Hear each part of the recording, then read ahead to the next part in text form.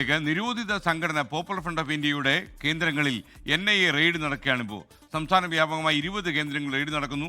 തീവ്രവാദ കേസിലാണ് നടപടിയെന്നാണ് വിവരം. വിഷ്ണു സുരേഷ് കൊച്ചിയിൽ നിന്ന് ഈ വാർത്തയുടെ വിശദാംശങ്ങൾ നൽകാൻ ചേരുകയാണ്. മോർണിംഗ് ഷോയിൽ വിഷ്ണു, പറയൂ.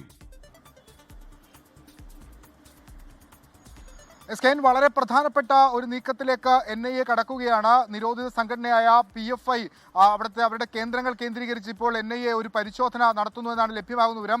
സംസ്ഥാന വ്യാപകമായാണ് പരിശോധനയുള്ളത്. 20 ഇടങ്ങളിൽ പരിശോധന നടക്കുന്നുണ്ട്. പ്രധാനമായും എറണാകുളം, തൃശ്ശൂർ, പാലക്കാട് അടക്കമുള്ള ജില്ലകളിലാണ് പരിശോധന.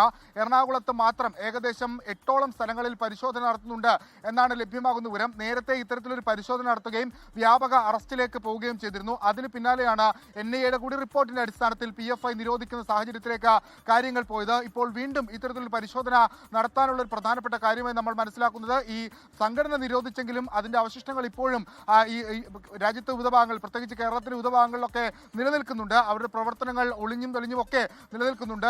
പല ആളുകളിലും രഹസ്യമായൊക്കെ ഇവിടെ ഇപ്പോഴും സജീവമായി പ്രവർത്തിക്കുന്നുണ്ട് എന്ന വിവരത്തിന്റെ അടിസ്ഥാനത്തിൽ കൂടിയാണ് ഇപ്പോൾ NIA ഇത്തരത്തിലൊരു വ്യാപക പരിശോധനയ്ക്ക് തയ്യാറെടുക്കുന്നത് എന്നുള്ളതാണ് നമ്മൾ മനസ്സിലാക്കുന്നത്. ഒപ്പം ഒരു പ്രധാനപ്പെട്ട കാര്യമുള്ളത്, നേരത്തെ തന്നെ NIA കോടതിയിൽ നൽകിയിട്ടുള്ള റിപ്പോർട്ട് അനുസരിച്ച് ഈ കൈവെട്ട് കേസുമായി ബന്ധപ്പെട്ട് പോപ്പുലർ ഫ്രണ്ടിന്റെ അതിൽ തുടരന്വേഷണം വേണം എന്ന് NIA പറഞ്ഞിരുന്നു.